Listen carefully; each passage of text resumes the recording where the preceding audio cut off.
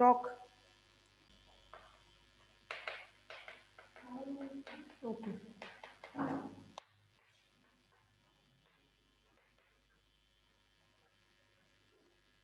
Good morning guys, कैसे हैं सारे? बढ़िया, मजे में। आज थोड़ा सा लेट हो गई आपकी क्लास, चलिए कोई बात नहीं। हम बात कर रहे थे कल, हम लोगों ने एडवेंटिव एम्ब्रियो की बात करी थी, हम लोगों ने सोमैटिक एम्ब्रियोजेनेसिस की हम लोगों ने कल बात करी थी। कल हमने आर्टिफिशियल सीड की बात करी थी, ठीक है? तो ये सारी बातें हमने कल करी थी। आज हम बात करेंगे आपसे एप्लीकेशन ऑफ पीटीसी। ये मैंने आपसे कहा था कि कल आप पढ़ के आए। अगर जिन बच्चों ने कल पढ़ा होगा ये, तो आई एम श्योर कि उनको पता होगा, उन्होंने इसे पढ़ लिया होगा, उन्हें समझ में भी आ गया होगा, क्योंकि एप्लीकेशन ऑफ पीटीसी बहुत ज़्यादा नहीं है, बट स्टिल मैंने आपसे कहा था कि मैं आपको एक बार इसे करा दूंगी। तो हम आज बात कर लेते हैं एप्लीकेशन ऑफ पीटीसी के।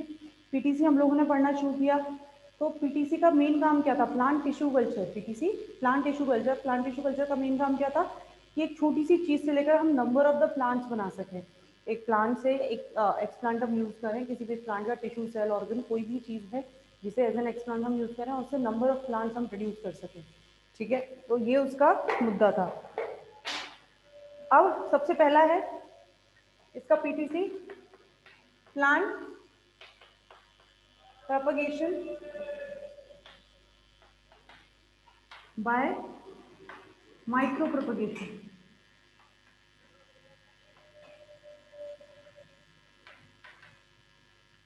Plant propagation by micro propagation. Plant propagation by micro propagation, जो बात मैंने भी आपको कही है कि एक छोटे से प्लांट से, एक छोटी सी चीज से हमने उसको क्या कर लिया है, एक छोटे से प्लांट से हम उसका नंबर बना रहे हैं, कई सारे प्लांट नंबर हम उसमें इंक्रीज कर सकते हैं। तो माइक्रो प्रोपगेशन वही था कि कुछ भी एज एन एडेंट आपका बर्ड, कोई भी आपकी एक्सिलरी बर्ड, कोई भी shoot tip, root tip, leaf, हम किसी का भी यूज कर सकते हैं इन दिस प्रोसेस। तो plant propagation by micro propagation. दूसरा इसका जो मेन यूज था, that is the disease free plant. हाँ, इसमें डिजीज फ्री प्लांट, हम क्या करते हैं, डिजीज फ्री प्लांट, ये इसका सबसे मेन काम होता है कि by the use of the plant tissue culture हम क्या कर सकते हैं, किसी भी प्लांट का हम डिजीज फ्री प्लांट बना सकते हैं। लाइक हम, क्योंकि इसमें क्या यूज करते हैं, हम शूट टिप, रूट टिप हम यूज करते हैं, that these are the meristematic tissues. Shoot tip और रूट टिप क्या है? मेरिस्मेटिक टिश्यूज हैं। ये लगातार डिवाइड करने वाली सेल्स हैं। हम जानते हैं जो लगातार डिवाइड करने वाली सेल्स होती हैं या जो मेरिस्मेटिक टिश्यूज होते हैं, उनके अंदर हमें डिजीज नहीं मिलती है। क्यों? क्योंकि वो लगातार डिवाइड कर सकते हैं, इस वजह से। तो दैट मीन्स द, हम इससे क्या बना सकते हैं, डिजीज फ्री प्लांट। तीसरा, एम्ब्रियो रेस्क्यू।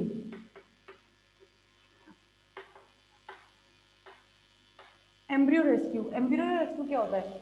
एम्ब्रियो रेस्क्यू उन प्लांट्स के अंदर है, बेसिकली ये उन प्लांट्स के अंदर किया जाता है जिन प्लांट्स में जो एम्ब्रियो है वो बहुत छोटा होता है, या बिल्कुल माइन्यूट होता है, या उसके अंदर कैपेसिटी नहीं होती है। That means in natural condition वो सीड जर्मिनेट नहीं कर सकता ड्यू टू द डिक्रीज्ड और less viability of the embryo. Embryo की लेस वायबिलिटी की वजह से, या एम्ब्रियो के जर्मिनेट ना करने की वजह से, एम्ब्रियो के सर्वाइव ना करने की वजह से, वो सीड, जो पर्टिकुलर सीड है, वो क्या नहीं कर पाता, जर्मिनेट नहीं कर पाता या नहीं बन पाता है, तो वहीं वो डिजेनरेट हो जाता है। तो ऐसे प्लांट्स के लिए क्या होता है, एम्ब्रियो कल्चर। इन प्लांट्स में से क्या कर लेते हैं हम, एम्ब्रियो को रिमूव कर लेते हैं,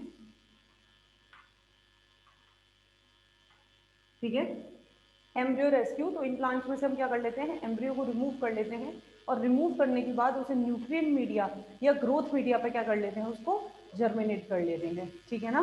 न्यूट्रिएंट मीडिया या ग्रोथ मीडिया पे उस एम्ब्रियो को हम डाल देते हैं, और जो उसको चाहिए होती है, लाइक एम्ब्रियो में न्यूट्रिशन कम है तो उसे न्यूट्रिशन दे देते हैं, या जो भी चीज़ है, कोई इनिबिटर है तो इनिबिट हम रोक सकते हैं, ठीक है ना? उसको इनिबिट, जो इनिबिटर्स उसमें प्रेजेंट है उनको हम कम कर सकते हैं या मॉडिफाई कर सकते हैं, या जो भी चीज़ है। तो बेसिकली ये उन प्लांट्स में होता है जिन प्लांट्स में एम्ब्रियो क्या नहीं कर पाता है, सर्वाइव नहीं कर पाता है। तो इस कंडीशन में हमें इन एम्ब्रियो को क्या करना पड़ता है, रेस्क्यू करना पड़ता है, यानी कि बचाना पड़ता है इन एम्ब्रियो कल्चर, ठीक है? फोर्थ पॉइंट आपके इसमें दे रखा है रेजिस्टेंस जीन और स्ट्रेस जीन।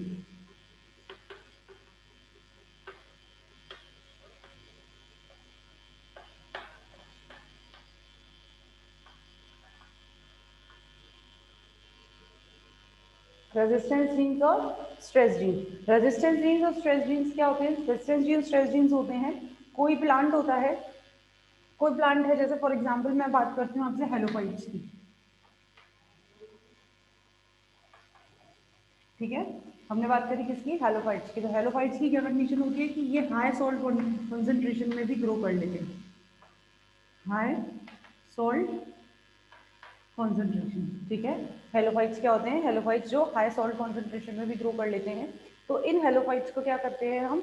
इन हेलोफाइट्स में दैट मीन्स कोई कुछ तो ऐसा है, कुछ तो ऐसी पर्टिकुलर कोई जीन है, कोई एंजाइम है, कोई प्रोटीन है, मतलब कोई पर्टिकुलर जीन ही होगी जो ये काम कर रही है। कर रही है नहीं कर रही? क्यों भाई, नॉर्मल प्लांट है, बट इन हेलोफाइट्स ये हाई सॉल्ट कॉन्सेंट्रेशन में भी अपने आप को मेंटेन कर सकते हैं। तो हम क्या कर सकते हैं through the plant tissue culture, इस हेलोफाइट की उस जीन को निकाल के, मान लो कोई ए जीन है, तो इसको हम निकाल कर किसी दूसरे प्लांट में, मान लो कोई मीजोफाइट है, मीजोफाइट्स हैं, तो मीजोफाइट्स के अंदर हम इनको डाल सकते हैं, ठीक है। दैट मीन्स इस प्लांट में क्या था, हेलोफाइट में क्या था, इसने अपनी निकाली थी, इसके पास जीन है ए जीन, वो जीन हमने किस में डाल दिया? किसी मीजोफाइट में डाल दिया। तो अब ये मीजोफाइट भी क्या होगा? हाई सॉल्ट कॉन्सेंट्रेशन के लिए रेजिस्टेंस शो करेगा।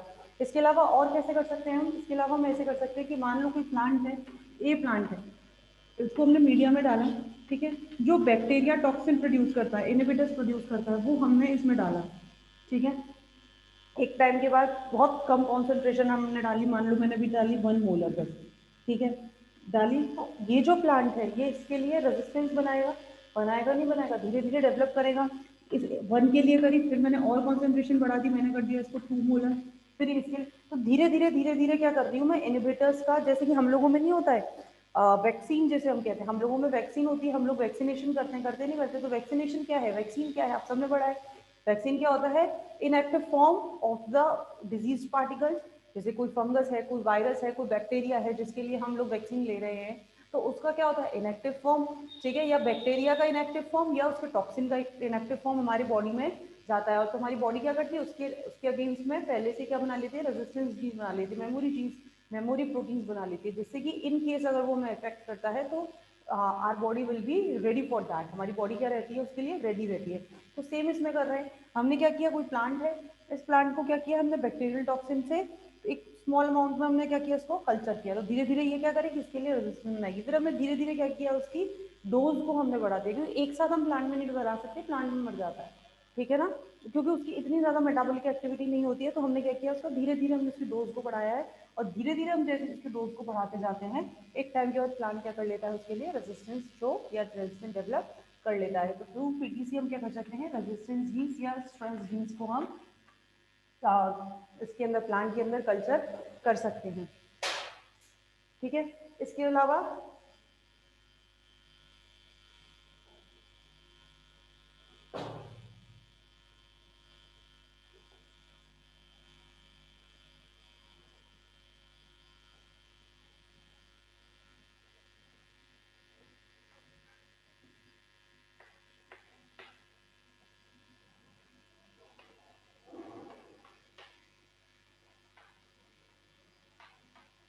एंड्रोजेनिक हैप्लॉइड्स, एंड्रोजेनिक हैप्लॉइड्स क्या होता है? जिसमें हम किसको? मेल को या फिर पॉलन ग्रेन को, यही होता है भाई।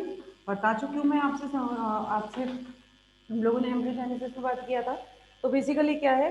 किसी भी मेल गैमेटोफाइट को या मेल गैमेटोफाइट को हम पॉलन ग्रेन भी कहते हैं। पॉलन ग्रेन से हम क्या कर रहे हैं?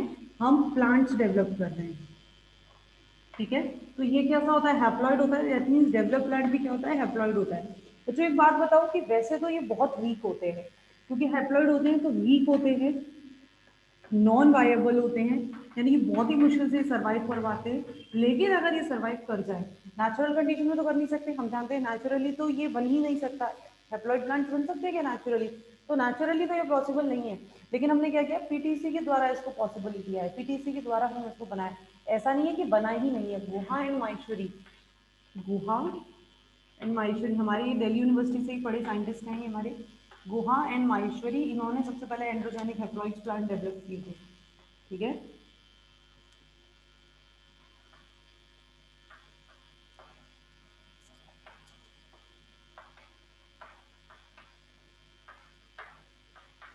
ठीक है।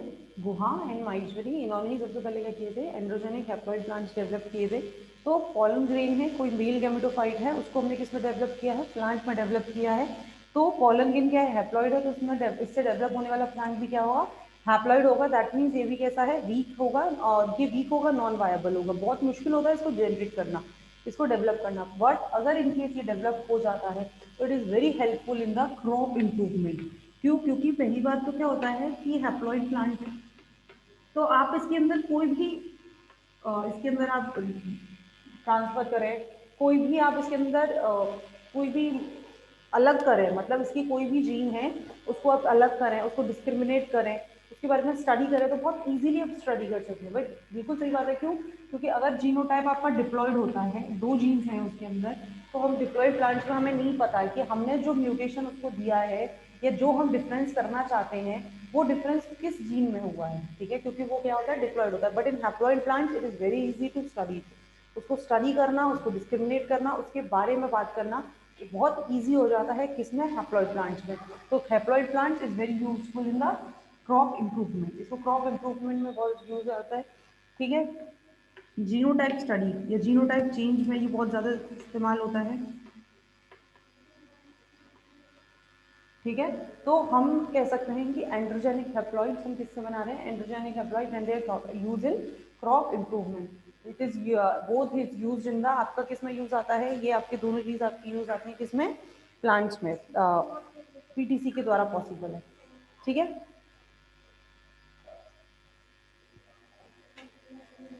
तो ये सारी चीजें आपको इसमें दी हुई हैं।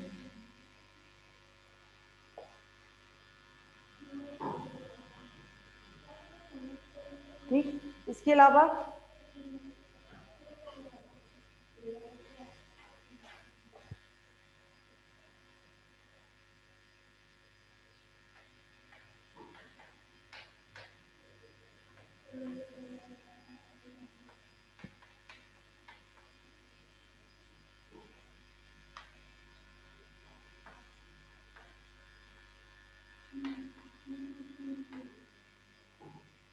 Storage and exchange of germ plasm, storage and exchange of germ plasm, store करके रख सकते हैं। ये बात मैंने आपसे सोमैटिक हाइब्रिडाइजेशन में भी बात, सॉरी, सोमैटिक एम्ब्रियोजेनेसिस में भी बात करी थी। कैसे हम कोई भी चीज़ है, मैंने आपको बताया था 4 डिग्री सेंटीग्रेड पर हम इसको स्टोर करके रख सकते हैं। ठीक है, 4 डिग्री सेंटीग्रेड टेम्परेचर पर हम क्या कर सकते हैं, इसको स्टोर कर सकते हैं। तो स्टोरेज करना, यानी कि जैसे कि हम ह्यूमंस में करते हैं, ह्यूमंस के अंदर मैंने आपको सीडीएनए लाइब्रेरी पढ़ाया था, उसके अंदर हमने कहा था क्या कहा था, हमने सीडीएनए को स्टोर किया था। सेम इन दैट केस हम इसका जर्म प्लाज्म क्या कर सकते हैं, स्टोर करके रख सकते हैं थ्रू द पीटीसी। जैसे कि अपन ने क्या पढ़ा था, अपन ने पढ़ा है आर्टिफिशियल सीड, पढ़ा था भाई, कल ही मैंने आपको बताया है आर्टिफिशियल सीड। तो आर्टिफिशियल सीड में, आर्टिफिशियल सीड हम उसको बनाकर हम उसको क्या कर सकते हैं, करके रख सकते हैं, हम उसको स्टोर करके रख सकते हैं। ठीक है ना, आर्टिफिशियल सीड हमने डेवलप कर लिया है, आर्टिफिशियल सीड को डेवलप करने के बाद हम क्या कर सकते हैं, उसको स्टोर करके रख सकते हैं। That means storage of germ plasm and exchange of germ plasm. Exchange of germ plasm क्या होता है कि आपने स्टोर करके तो रख लिया, अब उसके बाद आप उसको क्या कर सकते हैं, एक्सचेंज कर सकते हैं, यानी किसी और प्लांट के साथ आप उसको क्या कर सकते हैं, एक्सचेंज कर सकते हैं। लाइक मैं भी आपको थोड़ी देर बाद आपको प्रोटोप्लाज्म फ्यूजन पढ़ाने वाली हूँ। नेक्स्ट जो चैप्टर है आपका वो क्या है, प्रोटोप्लाज्म फ्यूजन। प्रोटोप्लाज्म फ्यूजन क्या होता है, फॉर एग्जांपल जैसे आर्टिफिशियल सीड है, ठीक है, वो आपने स्टोर करके रख लिया। अब आपको इन केस इन फ्यूचर आपको बहुत अच्छा कोई जर्म प्लाज्म मिल जाता है कि हाँ इस इन दोनों का हाइब्रिड में डेवलप कर सकते हैं या कर सकती हूँ, तो हम क्या कर सकते हैं, इसको एज अ मटेरियल हम इसको यूज करते हुए हम इसको दूसरे किसी जर्म प्लाज्म के साथ क्या कर सकते हैं, मिक्सड अप कर सकते हैं, एक्सचेंज कर सकते हैं। ठीक है, तो it will be possible only if we store the germplasm, हम जर्म प्लाज्म को क्या कर सकते हैं, स्टोर कर सकें। And it is possible through the artificial seed या पीटीसी मेथड के द्वारा हम इसको क्या कर सकते हैं, जर्म प्लाज्म को स्टोर करके रख सकते हैं। ठीक है, तो इसका अगला यूज हो गया storage and exchange of germ plasm. ठीक है, अच्छा, इसको स्टोर हम क्या क्या कर सकते हैं, मैंने आपको बोला 4 degree centigrade and the best use in the liquid nitrogen. सबसे ज्यादा हम इसको कहाँ यूज कर स्टोर कर सकते हैं, in liquid nitrogen. Liquid nitrogen का जो टेम्परेचर होता है -196 डिग्री सेंटीग्रेड इतना होता है इसका। ठीक है, लिक्विड नाइट्रोजन का जो टेम्परेचर होता है -196 डिग्री सेंटीग्रेड, यानी कि इतने टेम्परेचर पर हम जर्म प्लाज्म को क्या कर सकते हैं, स्टोर करके रखा जा सकता है।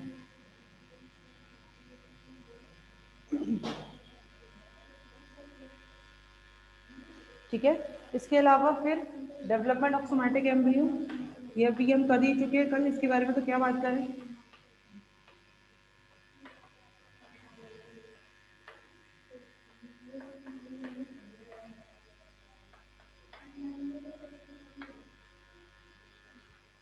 ठीक है, क्या है डेवलपमेंट ऑफ सोमैटिक एम्ब्रियो, कल हम लोगों ने बात करी थी इसकी, सोमैटिक एम्ब्रियोज की, कि हम क्या कर सकते हैं, थ्रू द एम्ब्रियोजेनेसिस हम सोमैटिक एम्ब्रियो जनरेट कर सकते हैं विद सोमा क्लोनल वेरिएशन। एक पॉइंट इसमें दिया है, विद सोमा क्लोनल वेरिएशन, यानी कि जो क्लोन्स आप डेवलप कर रहे हैं, भाई क्लोन्स ही हैं बेसिकली, एक प्लांट है जिसके अंदर आप कोई चेंज नहीं कर रहे हैं, केवल उसको क्या कर रहे हैं, उसके और कॉपीज बना रहे हैं, दैट मीन्स आप क्लोन्स डेवलप कर रहे हैं, तो आप उसके अंदर क्या लगा सकते हैं, कोई भी आप उसके अंदर डिफरेंस ला सकते हैं, वेरिएशन ला सकते हैं। और ये वेरिएशन आप कैसे ला सकते हैं, ये वेरिएशन आप ऐसे ला सकते हैं कि आप उसकी कोई जीन को डिफरेंट कर दें, उसकी कोई जीन अलग कर दें, और उसके लिए क्या पॉसिबल है, आपका भी थोड़ी देर पहले मैंने बताया कि हम जीन ट्रांसफर कर सकते हैं। ठीक है, तो कोई भी सोमैटिक एम्ब्रियो हम पीटीसी के द्वारा डेवलप कर सकते हैं, उसमें कोई भी वेरिएशन हम ला सकते हैं, लेकिन these variation in the somatic tissue, ये जो वेरिएशन होंगे किसमें होंगे, ये सोमैटिक टिश्यूज में होंगे, दैट मीन्स इसको हम क्या कहेंगे, सोमा क्लोनल वेरिएशन। ठीक है, इसको क्या कहते हैं बच्चों, सोमा क्लोनल वेरिएशन।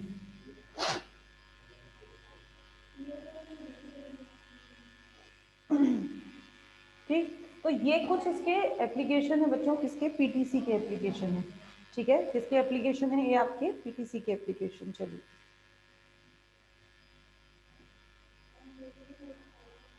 किसी को कोई डाउट है इस चैप्टर में तो बता दो मुझे, और कोई पॉइंट मुझसे रह गया हो, आपने पढ़ा हो मैडम इसमें डाउट आ रहा है, तो आप मुझे अभी पूछ सकते हैं फटाफट, नहीं तो फिर अपना अगला लेक्चर, अगला चैप्टर हम शुरू करेंगे।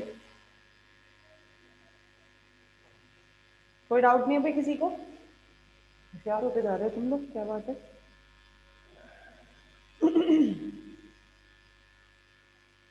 हम्म, किसी को भी नहीं, यस और नो में जवाब दिया करो बच्चों, मैंने कितनी बार आपसे कहा है, अगर मैं क्लास में आपसे कुछ पूछ रही हूँ कि आपको डाउट है या नहीं है, यस या नहीं, तो जवाब तो दिया करो ना एटलीस्ट, मुझे कैसे पता चलेगा कि मैं पढ़ाई जा रही हूँ, आप लोगों को कुछ समझ आ रहा है कि नहीं आ रहा है। ठीक है, एक तो वैसे ही तुम कम से गिनती के 4 या 8 बच्चे जुड़ते हो है, और उनकी भी ढंग से पढ़ाई नहीं हो रही बैठ के, आधे से ज़्यादा तो अभी भी नींद में ही है, उबासियाँ आ रही है आधे से ज़्यादा को भी तो। चाय पी ली, नहीं पी अभी, पी ली सबने, कैसे मुंह धो धो के बैठ गए मैडम, उनको चाय भी नहीं मिली, आप बताओ हम कैसे एक्टिव हो जाए ऐसा, हम तो यहाँ नहा धो के तैयार हो गए, खड़े हो गए, तुम लोगों से एक्टिव नहीं हुआ जा रहा बिस्तर में बैठे बैठे। सारे के सारे, वैसे एक बात है, लॉकडाउन में ये फायदा ये तो हुआ है कि तुम लोग बड़े नालायक हो गए, जब तुम्हारे कॉलेज खुलेंगे ना, सारे के सारों को मौत आएगी कॉलेज आने में, घर बैठ के जो तुम लोगों ने फुकरापंती करी है ना, उसका कोई हिसाब नहीं है, कोई तोड़ नहीं है।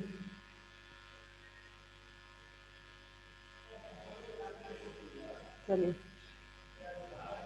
नेक्स्ट चैप्टर है आपका प्रोटोप्लास्ट कल्चर,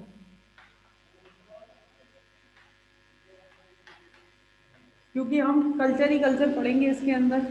अभी प्रोटोप्लास्ट का मैंने आपको शुरू में बोल दिया था जब हमने बायोटेक्नोलॉजी चैप्टर शुरू किया था, कि बायोटेक्नोलॉजी में हमें सिर्फ पीटीसी के बारे में पढ़ना है, plant tissue culture, plant tissue में ये सारे आते हैं, सब प्लांट के टिश्यू हैं। ठीक है, तो हम एक एक करके इन सब के बारे में बात करें। प्रोटोप्लास्ट कल्चर हम कहते हैं, प्रोटोप्लास्ट क्या चीज़ है, अभी हम लोगों ने इधर प्रोटोप्लास्ट पढ़ना है, इसके बाद हमें एंथर कल्चर भी पढ़ना है, इसके बाद फिर हमें आपका पॉलन कल्चर भी पढ़ना है, तो बहुत सारे कल्चर हैं। प्रोटोप्लास्ट कल्चर क्या होता है, प्रोटोप्लास्ट आप सब जानते हैं क्या होता है, सेल विदाउट सेल वॉल। पहली बात तो प्रोटोप्लाज्म की अगर मैं बात करूँ, सेल विदाउट सेल वॉल, इसके अंदर सेल वॉल नहीं होती है। ठीक है, सेल विदाउट सेल वॉल, और इसमें हम क्या कर लेते हैं, बोलो भाई, प्लाज्मोलाइसिस करते हैं कि नहीं करते, प्लाज्मोलाइसिस पढ़ चुके हैं आप लोग। सेल है, सेल को किस में डाल दिया हमने, इसमें हमने सेल को डाल देते हैं, जिसकी वजह से इसका जो प्रोटोप्लाज्म है वो सिकुड़ जाता है, बता चुकी हूँ मैं ये चीज़, इस तरह से। ठीक है, और सेल का जो प्रोटोप्लाज्म है वो सिकुड़ जाता है और कहाँ आ जाता है, बीच में आ जाता है। बेसिकली इसको हम क्यों यूज करते हैं, दरअसल ये होता है साइब्रिड फॉर्म करने के लिए। साइब्रिड, साइब्रिड इसकी फुल फॉर्म, इसको अगर मैं देखूं तो ये होता है साइटोप्लाज्मिक हाइब्रिड। हाइब्रिड होता है साइटोप्लाज्मिक हाइब्रिड। तो इसमें हम क्या करते हैं, हमने दो अलग अलग स्पीशीज ली, लाइक स्पीशीज ए, स्पीशीज बी, ठीक है।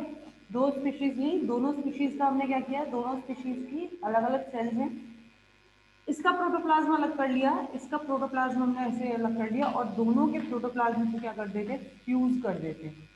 ये देखिए, दोनों के प्रोटोप्लाज्म को क्या कर लेते हैं, हम फ्यूज कर लेते हैं, और दोनों के प्रोटोप्लाज्म को फ्यूज करने के बाद जो बन के तैयार होता है दैट इज द साइब्रिड, और इस प्रोसेस को कहते हैं हम साइब्रिडाइजेशन।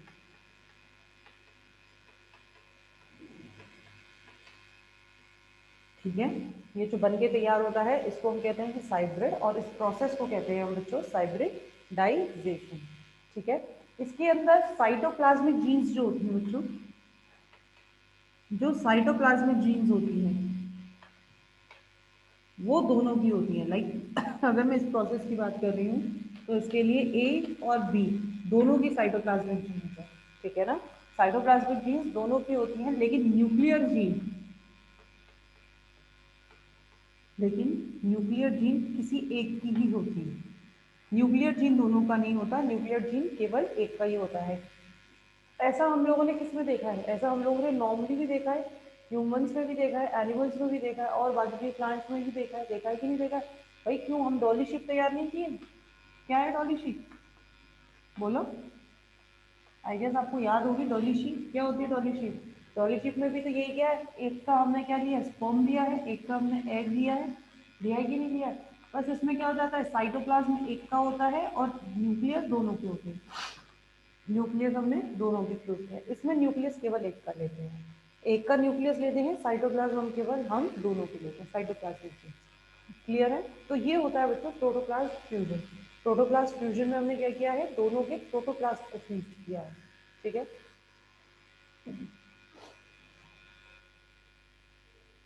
अच्छा प्रोटोप्लाज्म हम क्यों करते हैं, प्रोटोप्लाज्म फ्यूजन का क्या काम है, क्यों हमने प्रोटोप्लाज्म फ्यूजन किया। बेसिकली प्रोटोप्लाज्म फ्यूजन जो हम करते हैं, प्रोटोप्लाज्म फ्यूजन करने के लिए सबसे ज़रूरी चीज़ होती है, प्रोटोप्लाज्म फ्यूजन करने का सबसे इंपॉर्टेंट एप्लीकेशन होता है कि हम इसमें कोई भी, दरअसल क्या होता है कि कई बार जैसे मान लो ये सेल है, ठीक है, मैंने इस सेल को कोई म्यूटेशन दिया, ठीक है, तो ज़रूरी थोड़ी ना कि ये म्यूटेशन हमेशा इसकी न्यूक्लियर जीन्स में हो, ये ज़रूरी है क्या, नहीं है। कई बार ये म्यूटेशन कहाँ हो सकता है, इसके साइटोप्लाज्मिक जीन्स में हो सकता है। ठीक है, तो इस केस में पता करने के लिए कि जो म्यूटेशन हुआ है वो उसकी साइटोप्लाज्मिक जीन में है या किस में है, इसका प्रोटोप्लाज्म फ्यूजन भी किया जा सकता है। तो प्रोटोप्लाज्म फ्यूजन के द्वारा हम क्या कर सकते हैं, क्योंकि मोस्टली जो म्यूटेशन होता है ना बच्चों, साइटोप्लाज्म में होता है। आपको पता है कि हमने ये बात कही भी है, अगर आपको याद हो, म्यूटेशन आपने पढ़ा हो, तो हम ये कहते हैं कि म्यूटेशन हमेशा ट्रांसफरेबल नहीं होता या इनहेरिटेबल नहीं होता। कुछ म्यूटेशंस होते हैं जो जीन्स में हो जाते हैं, वो इनहेरिटेबल हो जाते हैं, हेरिटेबल हो जाते हैं, लेकिन मोस्टली म्यूटेशंस कैसे होते हैं, इनहेरिटेबल नहीं होते। क्यों, क्योंकि वो एक जनरेशन से दूसरे जनरेशन में ट्रांसफर नहीं होते हैं।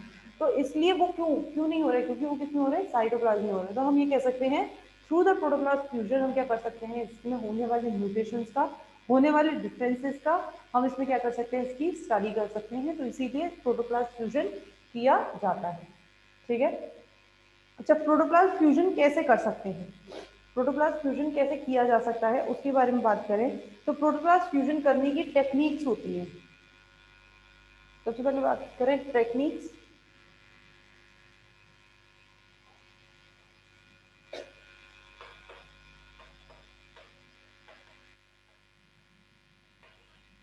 टेक्निक्स ऑफ प्रोटोप्लाज्म कल्चर या प्रोटोप्लाज्म फ्यूजन। पहला, आइसोलेशन करें हम,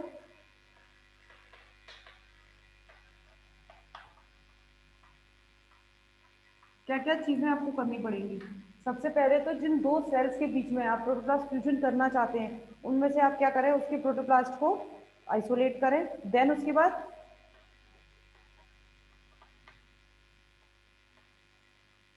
कल्चर ऑफ प्रोटोप्लास्ट, प्रोटोप्लास्ट का आपको क्या करना पड़ेगा, कल्चर करना पड़ेगा। तो कल्चर ऑफ आइसोलेटेड प्रोटोप्लास्ट, जो प्रोटोप्लास्ट आपने निकाला है उसको आपने अलग करना, उसका कल्चर किया। देन उसके बाद प्रोटोप्लास्ट फ्यूजन।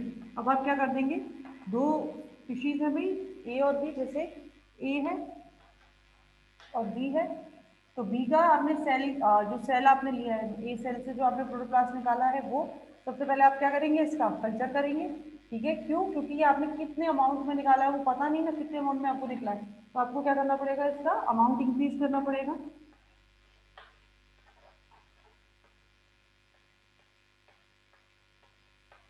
ठीक है,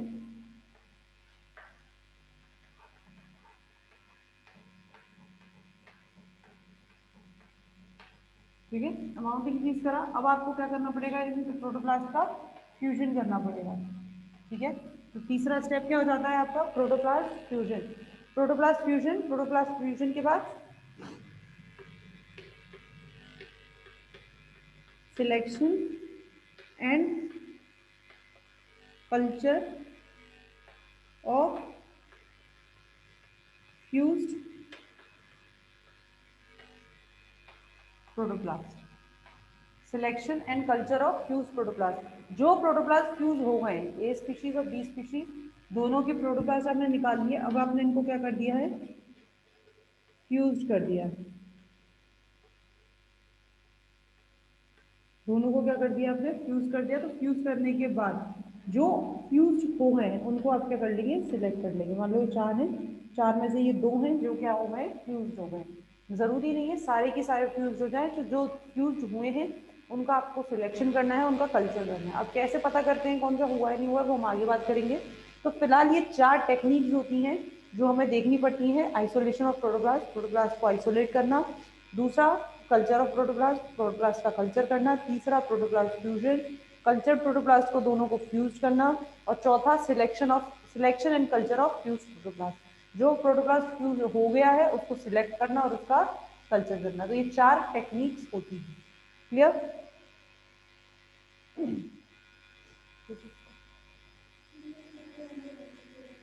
हो गई, आगे बढ़ते।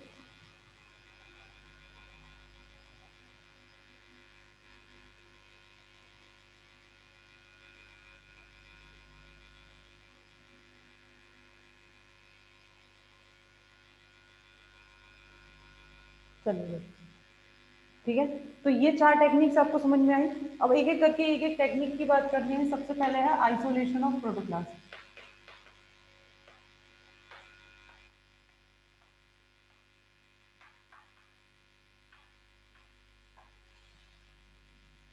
आइसोलेशन ऑफ प्रोटोप्लास्ट, प्रोटोप्लास्ट को आइसोलेट करना।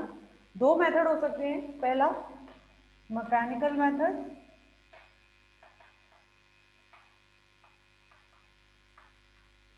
और दूसरा एंजाइमेटिक मेथड।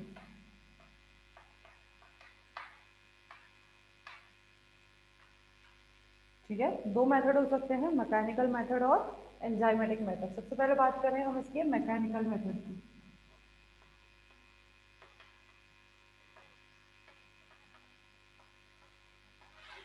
मैकेनिकल मेथड, तो मैकेनिकल मेथड में क्या होते हैं, मैकेनिकल मेथड में हम कोई भी टिश्यू लेते हैं, कोई भी सेल, कोई भी टिश्यू जिससे हम करना चाहते हैं। लाइक फॉर एग्जांपल मैं ये कहती हूँ कि मैंने कोई लीफ ले ली है, ठीक है ना, कोई लीफ मैंने ले ली है, या आप कुछ भी आप ले सकते हैं। जैसे लीफ मैंने ली है, तो मैंने लीफ के जिन टिश्यूज से जिनसे मैं करना चाहती हूँ, तो पूरी लीफ तो हम ले लेंगे, एक पार्ट हमने लीफ का लिया, जैसे मान लो ये हमने पार्ट लिया है लीफ का। ठीक है, तो इसको हम क्या करते हैं, सबसे पहले इसको हाई सुक्रोज सॉल्यूशन में, प्लाज्मोलाइसिस में यही करते हैं हम। तो किसमें, हाई सुक्रोज सॉल्यूशन में,